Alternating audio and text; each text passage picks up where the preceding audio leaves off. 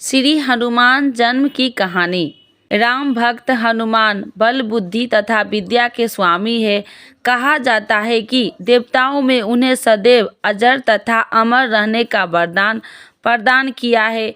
यही कारण है कि कलयुग में भी उनके होने का संकेत कभी न कभी हमें मिलता ही रहता है। इनकी आराधना भगवान शिव के रुद्र अवतार के रूप में की जाती है। पौराणिक कथा के अनुसार राजा दशरथ के जब कोई संतान नहीं हुई तब उनके कुल गुरु महर्षि वशिष्ठ ने पुत्र यज्ञ के आयोजन का परामर्श दिया। दूर दूर से इस यज्ञ में भाग लेने के लिए एक से एक विद्वान महात्मा आए तथा यज्ञ को सफलतापूर्वक पूरा किया।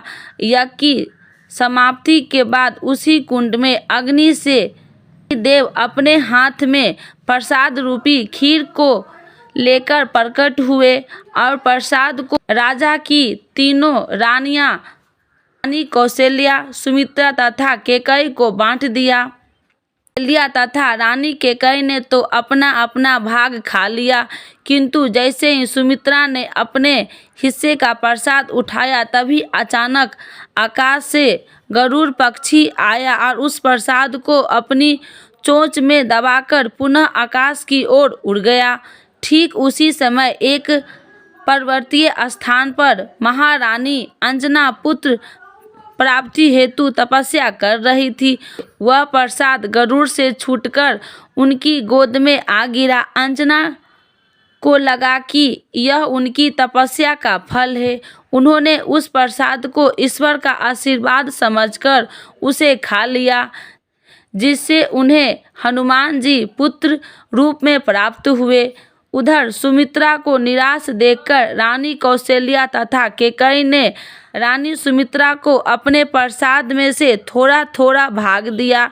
इसी कारण रानी सुमित्रा को दो जुड़वा संतान के रूप में लक्ष्मण तथा शत्रुघ्न पैदा हुए।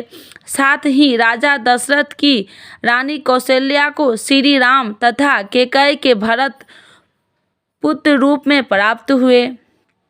एक अन्य कथा हमें बताती है कि देवताओं के राजा इंद्र ने स्वर्ग लोक में बहुत सी अप्सराएं रहा करती थी। उन्हीं अप्सराओं में से एक पुंजिकस्थला नाम की अप्सराएं थी। एक समय इंद्र की सभा में उपस्थित थी। तभी दुर्वासा ऋषि की स्वर्ग लोक में आगमन हुआ।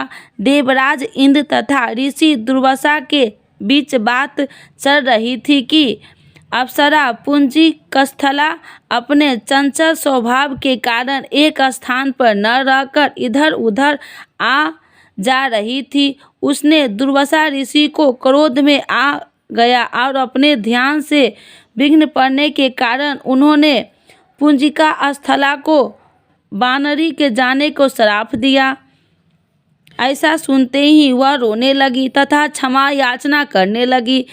तब राजा इंद्र तथा अन्य देवताओं की प्रार्थना करने पर ऋषि दुर्वासा का क्रोध शांत हुआ और उन्होंने कहा कि दिया हुआ श्राप तो वापस नहीं लिया जा सकता, लेकिन मैं तुम्हें आशीर्वाद देता हूँ कि तुम्हारे जन्म पृथ्वी लोक पर वानर श्रेष्ठ राजा विराट यहाँ होगा।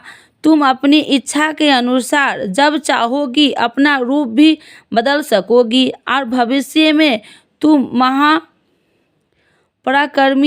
महाबलशाली तथा तेजोमय पुत्र की माता बनोगी, जिसकी ख्याति युगों युगों तक स्थापित रहेगी। वह भगवान श्री हरि विष्णु के अवतार मर्यादा पुरुषोत्तम श्री राम के अत्यंत भक्त तथा सेवक होगा। श्री राम जीवन की उसकी बहुत बड़ी भूमिका होगी तथा वह उनके कई कार्यों में सिद्ध होगा।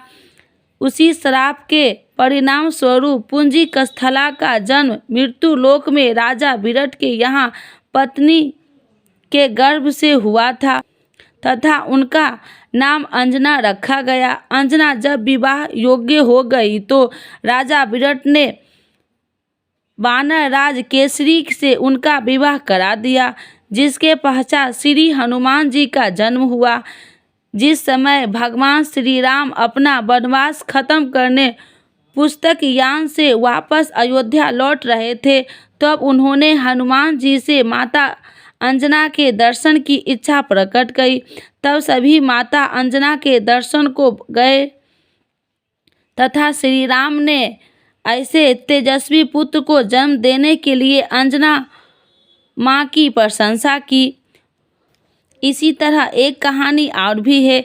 समुद्र मंथन की कथा तो आपने सुनी होगी। इस समय अमृत से भरा हुआ कलश समुद्र से निकला तो असुर उसे लेकर भागने लगे। उस समय भगवान विष्णु ने मोहिनी रूप धरकर असुरों को अपने रूप से मोहित करते हुए वह अमृत कलश उनसे प्राप्त कर लिया और देवताओं को अमृत पान करवाया।